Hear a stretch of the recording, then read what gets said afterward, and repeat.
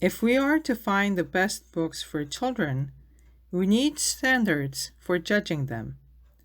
But two facts we need to keep constantly before us.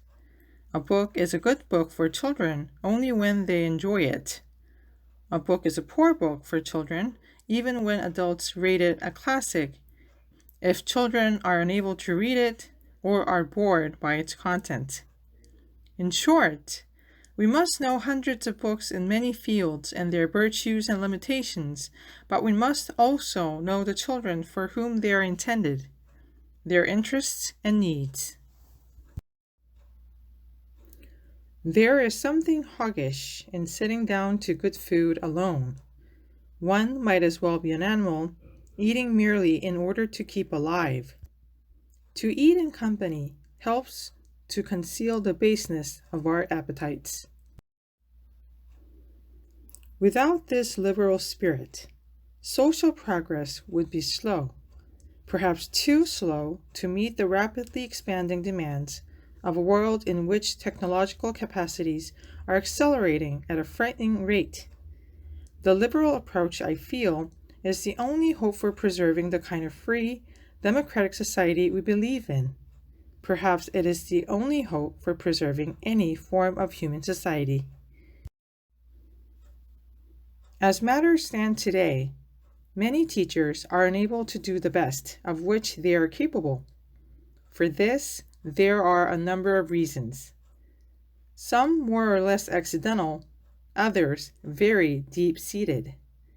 To begin with the former, most teachers are overworked and are compelled to prepare their pupils for examinations rather than to give them a liberalizing mental training.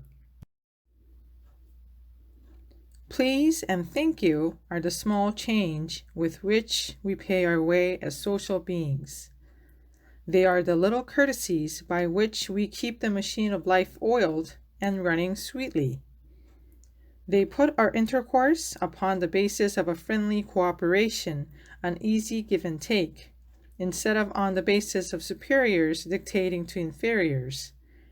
It is a very vulgar mind that would wish to command, where he can have the service for the asking and have it with willingness and good feeling instead of resentment.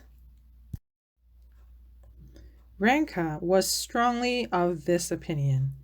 Ambitious, warlike, incited by national pride, the French have kept their neighbors in constant excitement, sometimes liberating the oppressed, more often oppressing the free.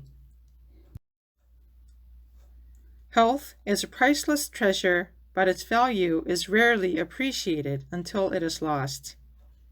On the basis of personal experience, Thomas Carlyle wrote, "The healthy know not of their health, but only the sick."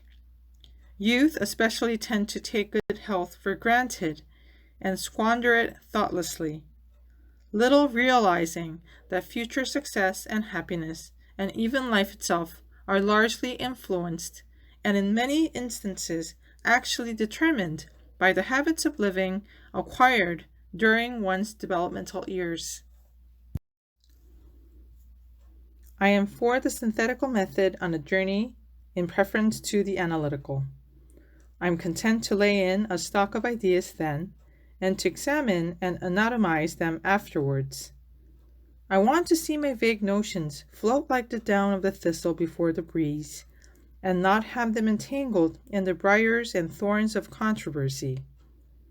For once I like to have it all my own way, and this is impossible unless you're alone or in such company as you do not covet. Among the many problems facing our modern civilization, the fate of the aged is certainly one of those foremost in the public mind, judging by the number of articles on this subject carried by magazines and newspapers. Over the past century, in fact, the average lifespan in industrialized countries has increased by leaps and bounds until it has now reached 73 years. Our modern system of popular education was indeed indispensable, and has conferred great benefits on the country.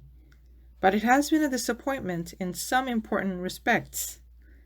Generally speaking, it has produced the vast population able to read, but unable to distinguish what is worth reading, an easy prey to sensations and cheap appeals. Consequently, both literature and journalism have been to a large extent debased since 1896, because they now entertain millions of half-educated and quarter-educated people.